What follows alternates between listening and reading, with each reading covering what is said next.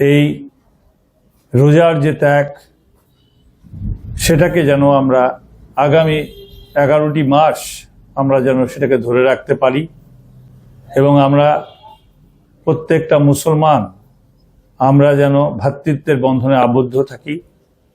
আমাদের এই রোজার শিক্ষা এটা যেন আমরা নিজেরা ধারণ করি এবং প্রত্যেকটি মানুষ যেন আমরা সেভাবে আগামী 11টি মাস চলতে পারি।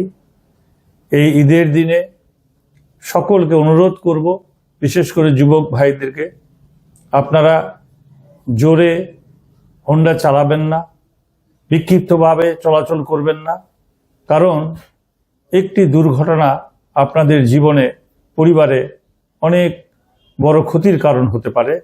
তাই আপনারা বিশেষ করে যারা হোন্ডায় চলাচল করেন তাদেরকে বলবো আপনারা একটু সতর্ক হয়ে চলাচল করবেন এবং আগামীতে আমরা যেন সকল ধর্মের মানুষ ভ্রাতৃত্বের বন্ধনে আমরা যেন এলাকায় বসবাস করতে পারি।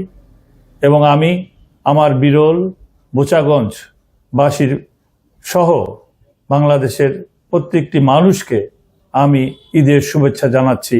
ঈদ মুবারক।